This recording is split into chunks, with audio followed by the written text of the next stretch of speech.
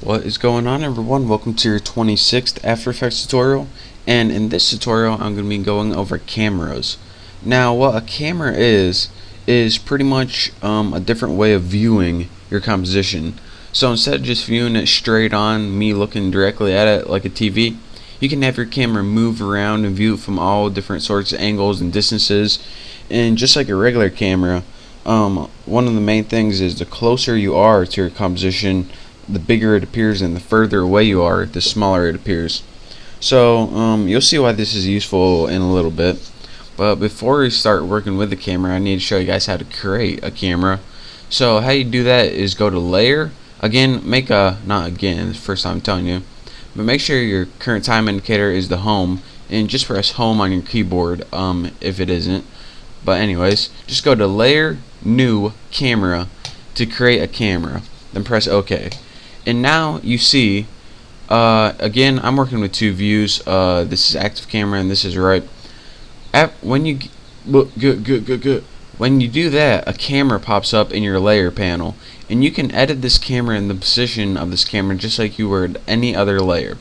But it has a few gotchas. So anytime you want to get to the settings of that camera, go ahead and just double click this, and as you see, we now have the settings of the camera. So the first thing, and one of the main things I want to talk to you guys about, is this preset right here. It's at 50mm, but go ahead and click something like 35mm, or actually 80mm. Then go ahead and press OK. And you see that the composition increases in size. But let's go ahead and take a look down at our composition right here, and the size is all the same. So what happened, if you can see out here, here's my little camera right here. Instead of just increasing the size, it just gives the appearance that it increased in size. So let's go ahead, and this brings me to the point that anytime, I don't know what it was at before, 35 maybe? Good enough.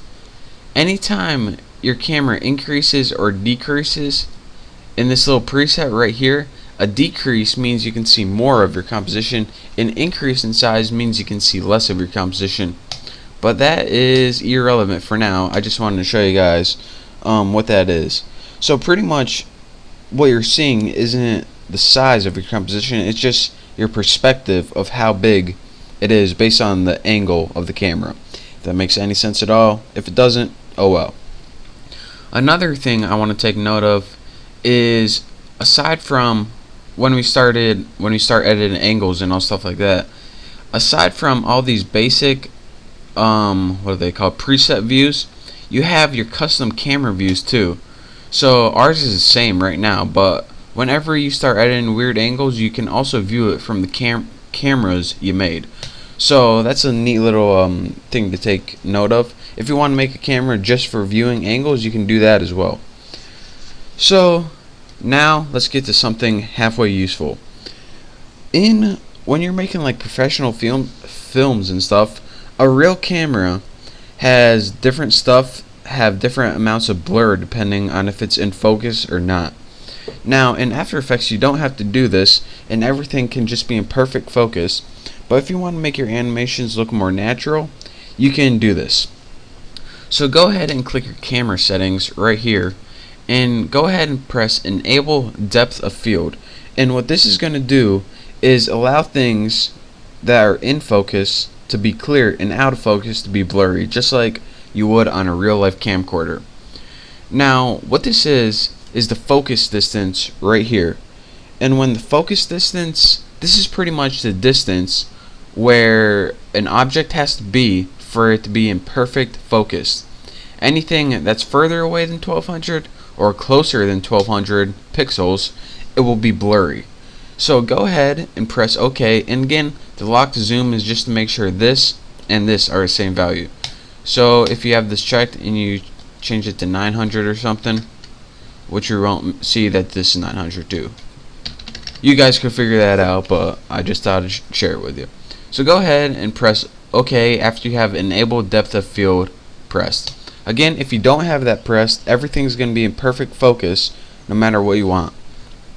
And another thing before I show you guys, if you see that things in your composition are too blurry, then you can go ahead and subtract a little bit from this blur level, but this is pretty much the preset.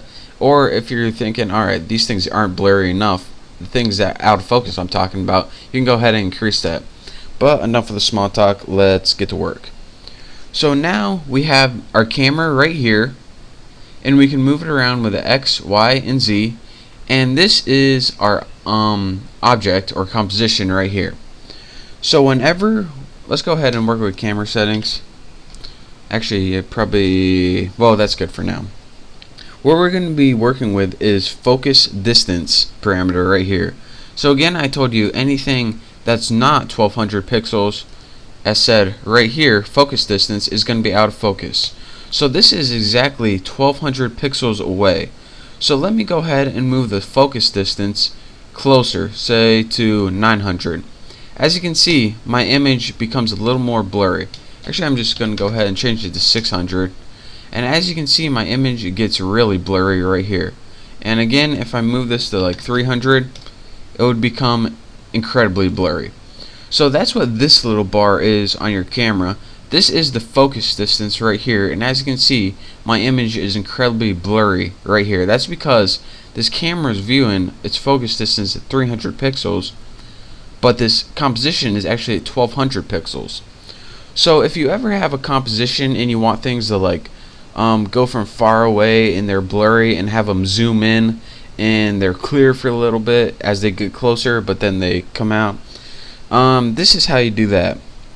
But for now, I'm running out of time in this tutorial, but I just wanted to show you guys the main thing is double click this to get your camera settings, your presets. Enable depth of field allows things to be blurry and not blurry, and just go ahead and press OK. And this focus distance is the distance your composition needs to be away, or the layers need to be away for it to be in perfect focus. So anything that's not 300 pixels is going to be progressively blurrier and blurrier. And in the next tutorial, I'm probably going to show you guys how to move your camera around, or probably something else useful, since you guys can probably figure that out. But make sure to check out my next tutorial, play around with your camera a bit, and hopefully you get good at it before moving on to my next tutorial. So thank you guys for watching. I'll see you next time.